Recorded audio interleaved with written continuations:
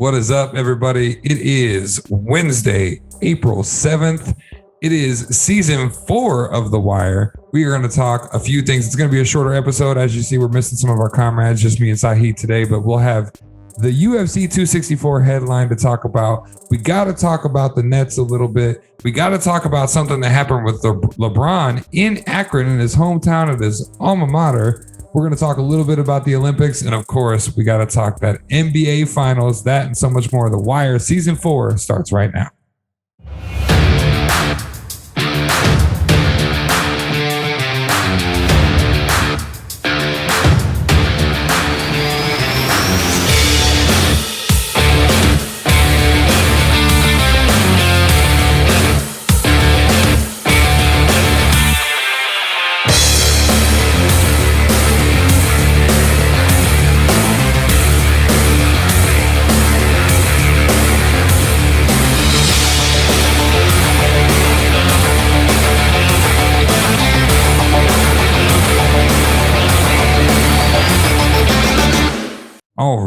All right, sir. Are you ready?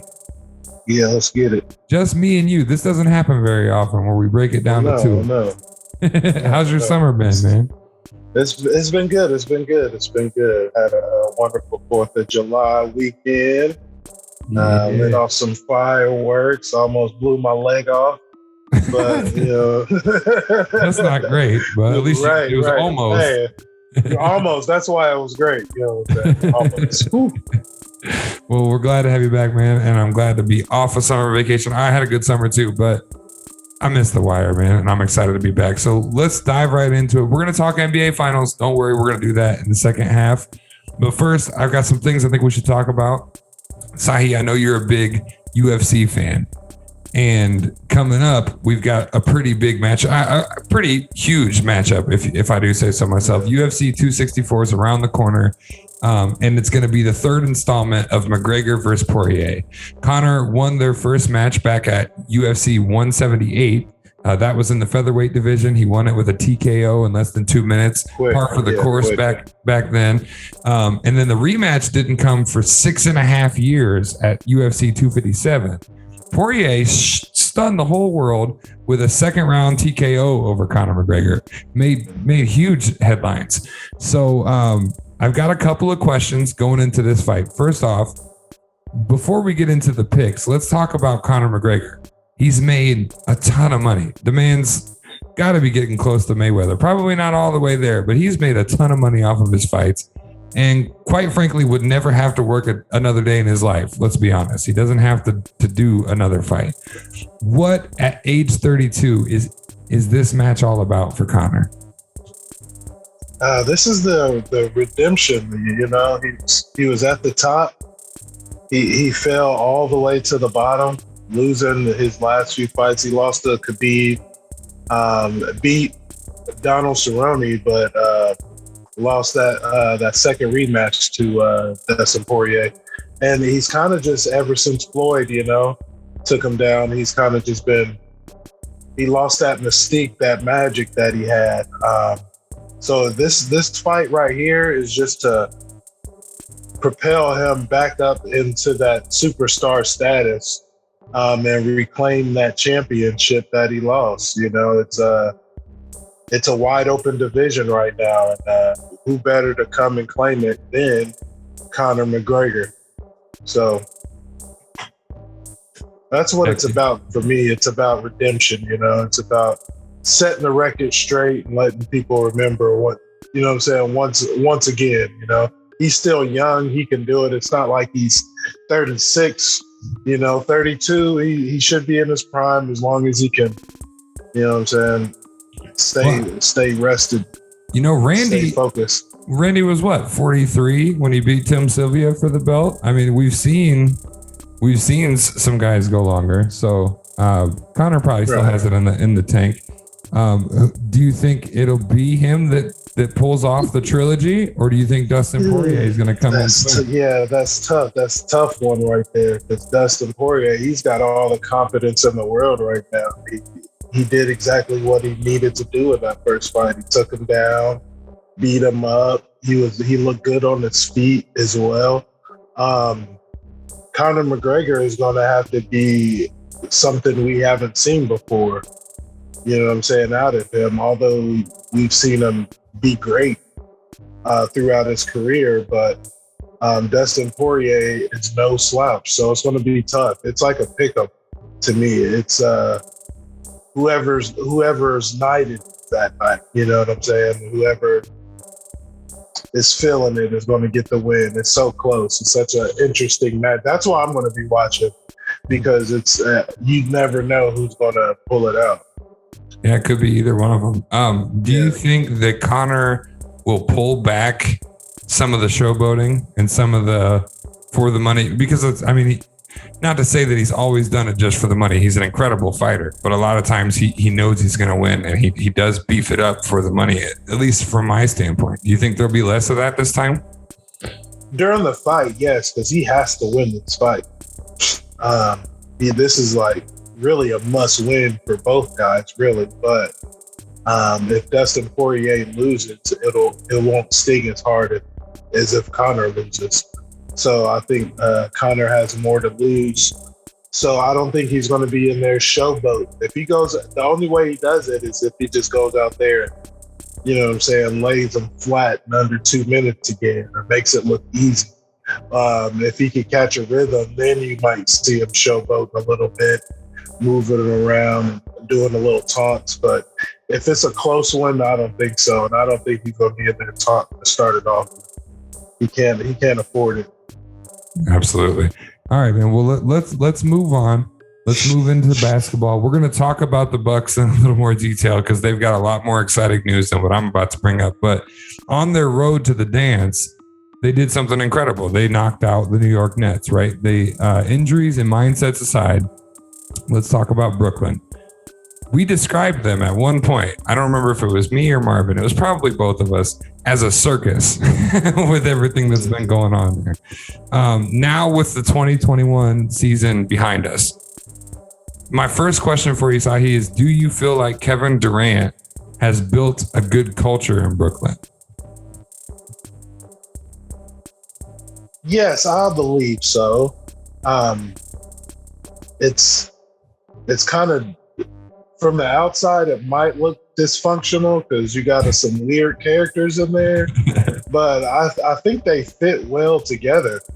You don't really hear much in the medium about them talking about each other. It's more of people talking about them.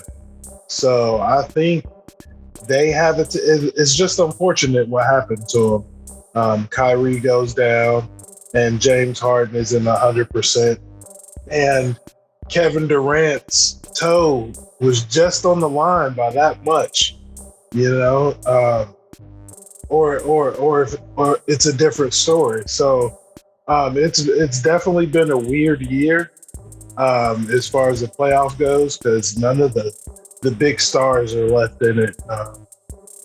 I don't think a lot of people would predict the playoffs to turn out the way they did this year, mainly because of what some of the guys have been talking about, mainly LeBron and them, about the injuries and stuff like that. So I think the culture in Brooklyn isn't the problem. I think they're pretty good. They're solid. So let me ask you this. Do you think this will be a double-sided coin here? Do you think with the proper rest, because we're going to have a normal off-season now, with the exception of the Olympics, but that definitely doesn't affect LeBron. Anyway, he's not in this discussion. With a normal off-season and the appropriate amount of rest, do you think this is already a championship team, or what do the decision makers at the organization, or the big three, whoever's in charge at this point, need to do to better sculpt the team into a championship team? They just need more time to gel. Injury prevention for sure. Rest is key. And let's not forget, Kevin Durant, he didn't play all last year. Right. And he's coming off an injury that some people will call a career ender.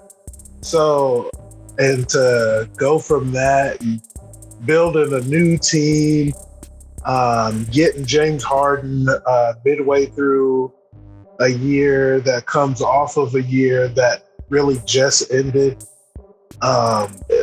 They're asking a lot of these guys to come out and do it in year one. You hardly ever see a super team come out and do it in year one. If there was any team to do it, it would have been the Brooklyn Nets with those guys, just how great they are. But even with LeBron, D Wade, and Chris Bosh, they lost I think it was either their first one or their first two championships down there. I know they were what, 2 for 4? Yeah, I think it was definitely the first one. But I don't remember if it was the first two or not. Right. So they lost a couple, and they had one of the first like media sensationalized super teams. So it takes time, and I think they're going to get there. They don't need to do much. They just need to keep what they got going. Steve Nash will get those guys together for sure. If he is truly in charge. Right? All right. So we're going to skip one that I had on here. Let's talk a little bit of football, and then I have some news about LeBron before the break. Trevor Lawrence. We know that he was number one pick. He has been medically cleared through his physicals and all the steps along the way, and has finally signed his contract. It's a 4-year contract with the 5-year extension, obviously, to the Jacksonville Jaguars. Sahi, when I tell you this contract is worth $36.8 million and includes a $24.1 million sign-on bonus, I'm not joking. So I only brought this up to get your thoughts on the size of the contract. Is it too much? Is it too little? Did they pay him just right? Is he worth the money? Is it a waste of money? I'm dying to know. I think he deserves it. I'm going to say he deserves it. He's been working hard his whole life to get to where he's at. He's put in the work.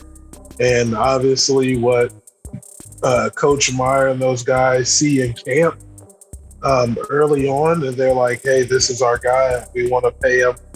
Give him what he's worth. Start his career on the right way. Maybe it motivates him to be better each and every day.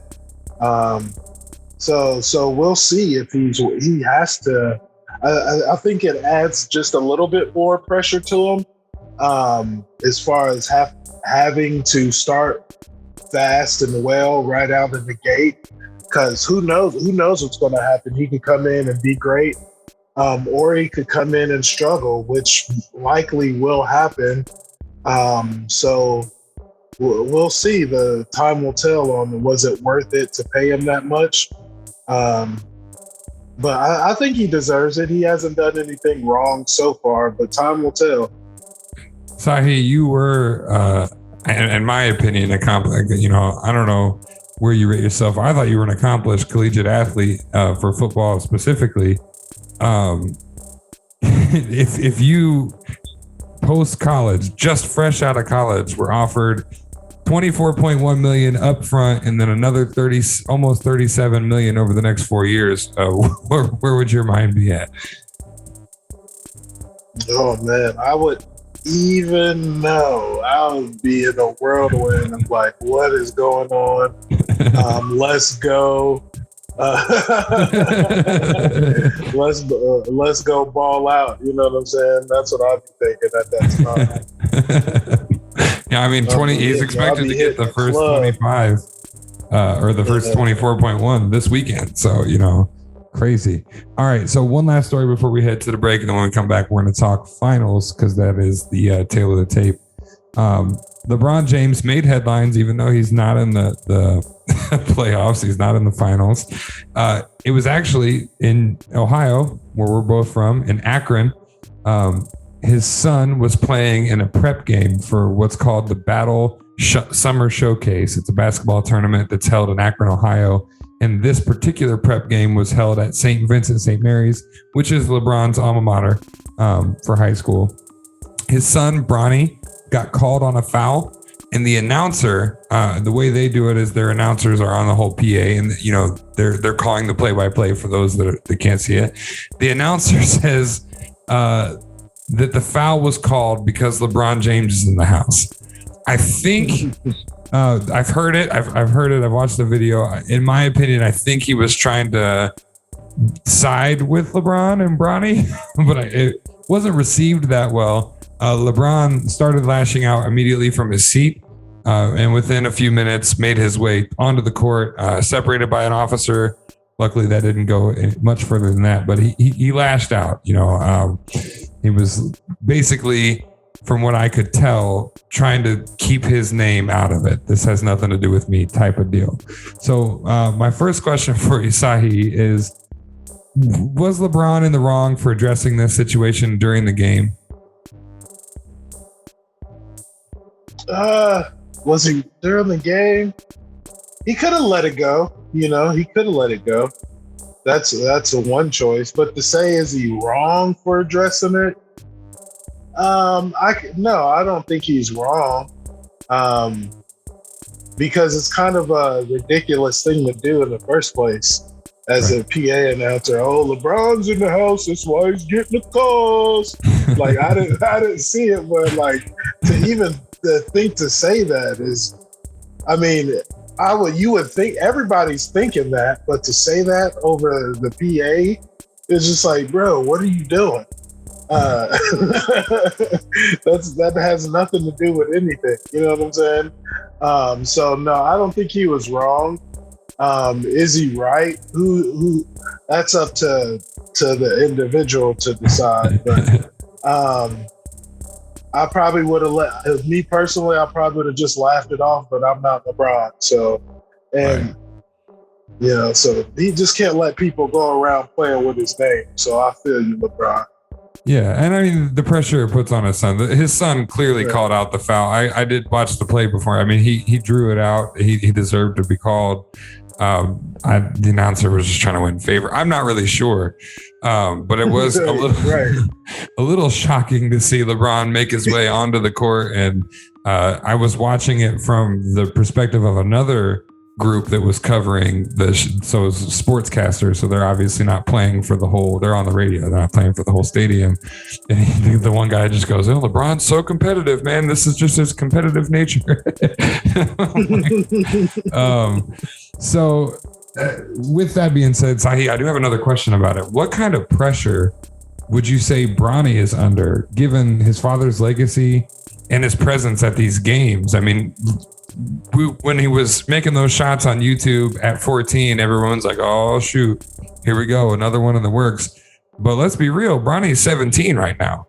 It won't be long before we find out what kind of basketball player he is or going to be or can be. What kind of pressure do you think is living there? Oh, it's got to be tremendous pressure. Kids as superstars never really pan out to be great, you know what I'm saying? Just because of people's expectations on them their whole lives, and that's got to get into your head. Like you're always trying to please people, so it's like you don't want to make a mistake, and you know what I'm saying. And that can get into your head, so it's got to be a ton of pressure for them. So. Like you said, I just hope he can have a successful career. It's going to be tough for him. He's going to have to be LeBron Jr. 2.0. You know what I'm saying? I would say it doesn't help that he's literally named LeBron James. Right. People have been following his basketball career ever since he came out the womb. So it's gonna be tough for him. I don't know. I wish LeBron would push him to another path other than basketball. But if he wants to play basketball, he wants to play basketball. You know. So now, that brings up a thought for me. Do you think that his presence at the games should be pulled back? I mean, because I don't know if you've ever seen any of the footage, but he'll go out there during the warm up, he'll shoot with them, he'll show them form, he'll go out there at halftime and go over what's going on. Do you think he should pull back from that? No, because that builds the brand of Bronny if he wants to be a basketball player. If you're LeBron and you're the number one basketball player, you want to be anywhere, you know what I'm saying, helping bring light to your son and what he's doing. So no, he needs to be there. That's what he's doing that for the brand, for sure. And added, you know, he seems to care about the team. He does it for the rest of the team too. And I tend to agree with you always, Sahi. That's why I'm the moderator and I don't have to have the arguments. All right, folks, you're watching The Wire. When we come back, we're going to cover the NBA playoffs and all the craziness that's going on. Well, not the playoffs, the finals. The playoffs are over. We missed them. It was summer break. We're going to talk the finals here on The Wire. Don't go anywhere. I wish I was LeBron's son. If nothing else for the money, but possibly some basketball talent, because we know I don't have it.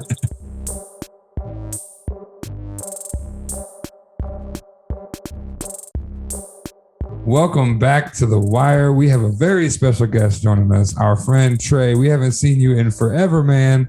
And what a way to see you again here on The Wire. What's up, man? Hey, good. How you guys doing? Doing good. Well, you joined just in time. I see you got a Lakers hat on. That's unfortunate because we're going to talk about the finals. You know what's up. I've been converted. You know what I mean? Yeah, you know what's up. Well, sadly, we won't be talking much about the Lakers in this segment. Until next year. Until next year, at least. Okay. Yep. All right. So the Phoenix Suns will play the Milwaukee Bucks in the 2021 NBA Finals. Just to get started, what are you guys' overall thoughts on the way the NBA playoffs have played out so far, leading up to the finals? Sahi, we'll start with you. Like I was saying earlier, with the injuries and everything, it's been tough watching these teams go down with injuries, and predictions that I had just go to the wayside. But at the same time, it's been nice seeing the young stars of the NBA get their shine. But the young stars have been stepping up, and it's been nice to see. So, like Chris Paul. So Chris Paul making it to the finals I've been elated to see him. You know what I'm saying? Get to the finals. So it's good in a way to see something new and something fresh, and it's like a nice restart to the league after COVID. But at the same time, you wanted to see your favorite players make deep runs. You know, you wanted to see KD and LeBron face off, or at least see them against the Lakers and the Clippers. But we got to see something new, so it's been all right. Yeah, Trey, what have you thought about the playoffs thus far?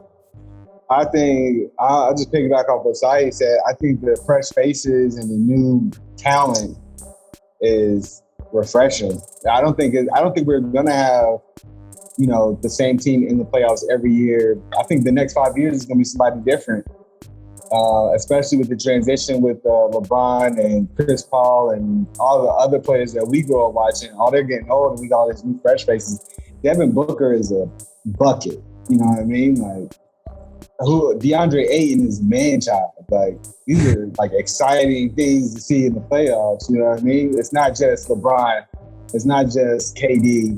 Everyone got KD, and now they're going to do it. And what happened? Injuries came down. We've had the best viewership for the playoffs in the past 10 years. It is exciting. Oh, absolutely. I agree. Sure. Are you guys surprised to see these two teams in particular, given the presence of the big three, or with the Lakers, still having what should have been a championship team? Are you surprised that it's come down to Phoenix and Milwaukee? I am. I mean, to be honest, I thought it was going to be Los Angeles versus Brooklyn. Yep. I mean, but like you were talking about all these injuries, Jamal Murray goes down with a knee, you know what I'm saying? Kawhi goes down. KD gets hurt, Kyrie get hurt, and like it's just been crazy. Like it's a crunch. KD got hurt. Yep. Yeah. Sahi, what is your biggest takeaway? We're going to shift gears a little bit. What's your biggest takeaway from Milwaukee beating the Hawks without Giannis? They're a solid team. They've been playing together for a while. They haven't got a lot of free agents coming in and out. They're not shipping their whole team away. So when one guy goes down, they have a type of team that the next guy can step up, or they can share the load a little bit more. Because Giannis, although he's a dominant player, he's not a team dominant player. He's not like a LeBron, you know what I'm saying, or a Kobe, that they need to be the team or else nothing else is going to work. So they're a great team. They're them and Phoenix, they're the examples of like solid teamwork. You know what I'm saying? When each guy leans on the next guy, because Phoenix, nobody saw them making it to the finals either. They had an impressive run at the end of the regular season last year in the bubble, but they went 8-0 in the bubble. They didn't lose a game. So they showed a little spark, but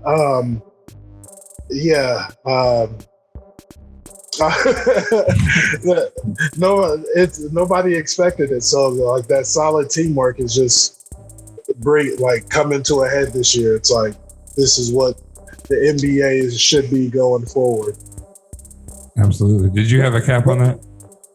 I was just saying, but this is what we were kind of expecting from Chris Paul, right? Like, eventually he was going to make it over the hump. I mean, whatever team that he joined, they're instantly playoff contenders. You know what I mean? Like, so just to have him finally get there, and just to see, and then to bring Devin Booker. I mean, it's been widely talked about how Devin Booker is really close to Kobe. So we're starting to see that, because even when Chris Paul went down, Book went out there and was facilitating and scoring when everyone thought he was just a scorer.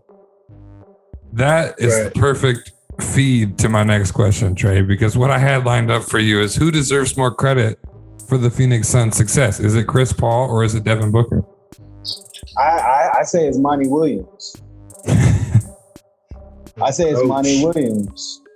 Sir. He's the one that set up. I mean, he's the one that set. Chris Paul coming in definitely had an effect. He rubbed off on them, but I think the way Monty Williams integrated Chris Paul and had Chris Paul have the rest of the team buy into his system, I think that was really key, especially with their history. Okay, this one goes to both you guys. It's a two-parter. What does Phoenix need to do to take it home, and what does Milwaukee need to do to take it home? And whoever wants it can take it first. I feel like Phoenix just needs to keep doing what they're doing, keep hitting shots. And Milwaukee, they need Giannis Antetokounmpo to come back for them to have a chance. And he needs to play at a high level. I don't think the Bucks have a lot of hope coming up. I just think Phoenix Suns just need to keep hitting shots. I know that's a lot to ask, but if they could do that, they'll be all right. What about you, Trey? What do you think?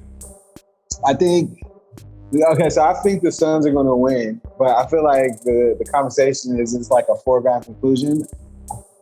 It depends on what Bucks team shows up. So is Chris Middleton going to be? What Chris Middleton are you going to get?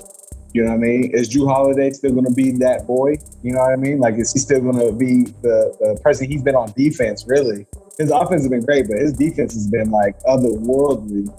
And then for the Suns,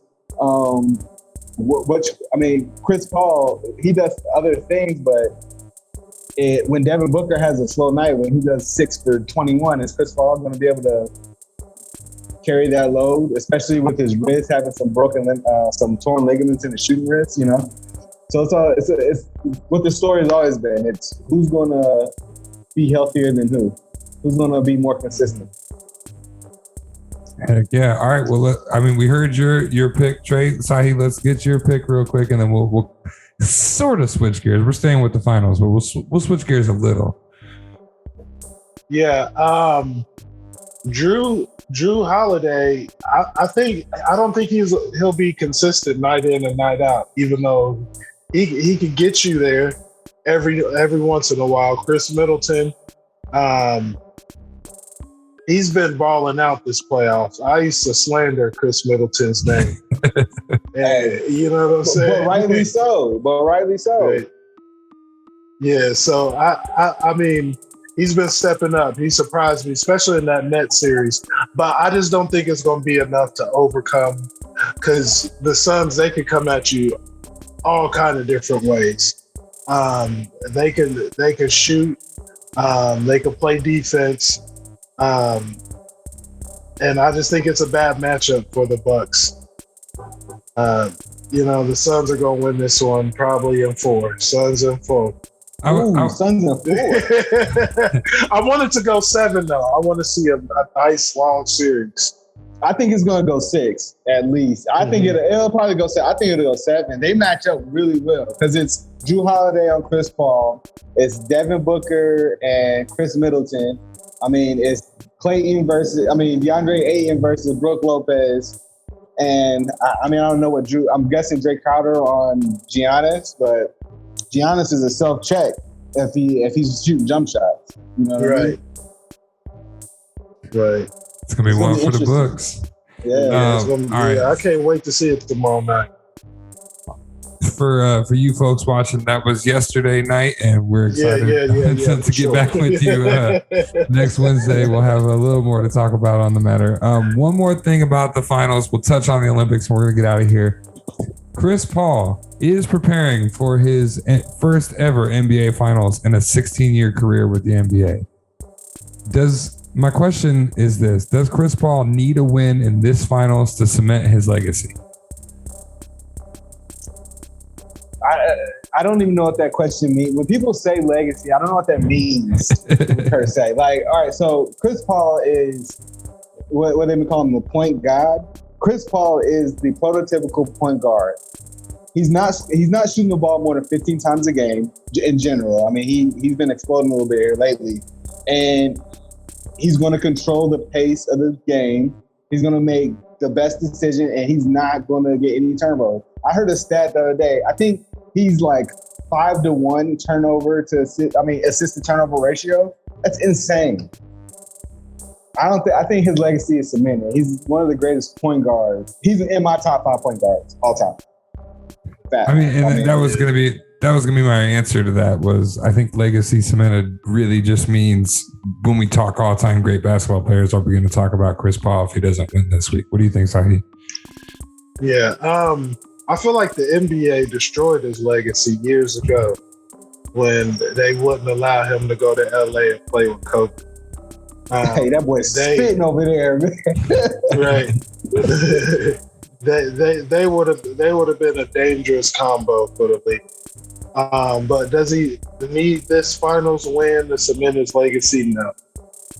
We all know that CP3 is one of the best point guards to ever hit the floor. So it wasn't his fault. His career turned out the way it was. I'm just happy to see him get his shine now. And the world can see it on the grand stage of his greatness. And the championship is only the cherry on top of the pie, sort of thing. Absolutely. It's the icing on the cake for him. Well, we have 2 votes for the Suns, and we are missing some guys, so we'll get their votes. I don't know if it'll be too late at that point, but folks, you can vote right here in the comments below on YouTube and Facebook, and check out H2G Podcast.com, the comment section. Let us know there who you think is going to take the finals. For the wild card this week, since basketball is the tail of tape and we'll be without it soon. Who do you have? Who do I have? I'm just the moderator. You just have to slide that right on by. I think, especially without Giannis, but probably even with Giannis, I think I'm with you guys. I think Phoenix has just got too much to offer. And I think that that's what we're going to see. But I do hope it goes all 7 because I'm ready to see a sweet finals. It's been a crazy season, so it should be a crazy end of the season. And I'll be sad if it's lackluster. Yeah. If they blow them out, I'm like, damn, man, all this for nothing. So for my wild card, since we're talking basketball, we got the Olympics coming up. So I pulled up the 2021 USA Olympic basketball team roster. I've got 3 questions for you guys. We got the 5-minute take here as we're running out on time here. First off, I want you to say who do you feel is missing from the list? Who on the list do you feel like doesn't belong? And ultimately, do you think that we have a chance with this team to win gold again? So let me go through the list here real quick. We got Bam Adebayo, Bradley Beal, Devin Booker, Kevin Durant, Jeremy Grant, Draymond Green, Drew Holiday, Zach LaVine, Damian Lillard, Kevin Love, and Chris Middleton, and Jason Tatum on the 2021 roster. That's a dream team, in my opinion. But I'm just curious. Do you guys feel like there's anybody missing? Do you feel like anybody doesn't belong? And do you think we can win it? Did you say Kevin Love? Yep. Yes, Kevin Love.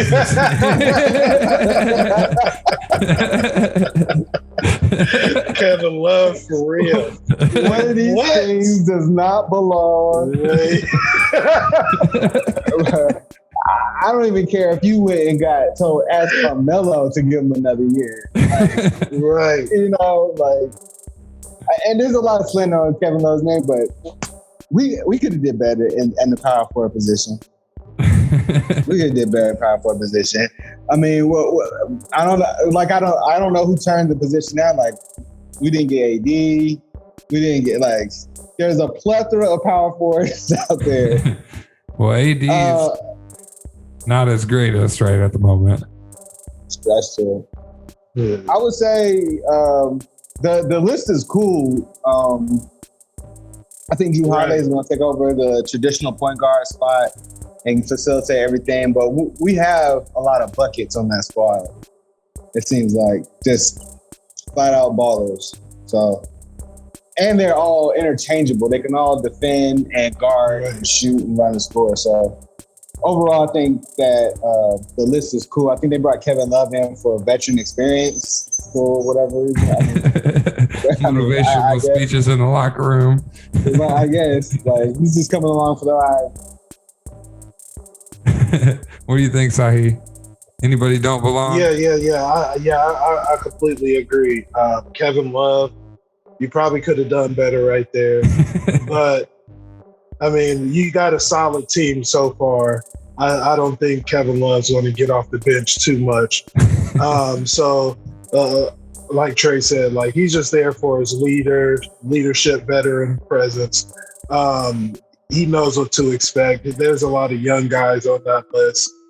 He's going to be able to calm guys down in a high-pressure situation. If that ever comes about, you just want to be prepared. So let's throw a guy on there that can help, you know what I'm saying, relate with these guys because he's been on rosters as of recently. He connects with the young guys at least somewhat. I don't know who's coaching the team.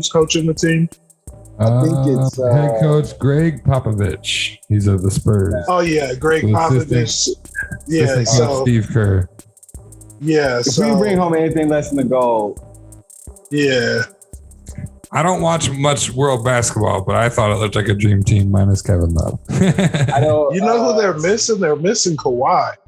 That's who needs to be on there. Kawhi. Y'all seen Pandemic P?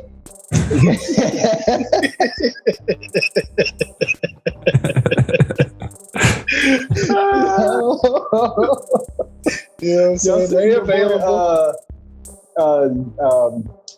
Luka to Slovenia. Yeah. That's crazy. Yeah. We'll see how that goes. They have not made many Olympics. They don't have very many people. There's only 2 million people in the entire country. We're somewhere in the ballpark. I don't know, but I know we're somewhere in the ballpark of like 138 million people here. Yeah, that's the documented. That's crazy. Yeah, documented. We don't know how many total. Well, Trey, thank you for joining us. I'm excited. We're going to have Trey back next week. Yes, and hopefully some more of the Wirecast members. Sahi, it's always a pleasure, my friend. Season 4 is here, folks. You can check out season 3, 2, and 1 and all the H2G content at H2G Podcast.com. You can find us on YouTube, Spotify, and where all podcasts are found audio-wise. Make sure you check out our Facebook page. Follow that for upcoming events. And if you want to get on the show or if you want to talk sports, let us know right there in the comments on Facebook. For right now, that's all I got. We'll see you next Wednesday at 8 p.m. Eastern Standard Time. You guys have a good week. I think it's ridiculous that we never see LeBron. We don't. What do you mean? Was he on the team last time? The Olympic team? I think so. Yeah, he's got like 2. I think he's got 2 gold medals. I thought he didn't do it last time.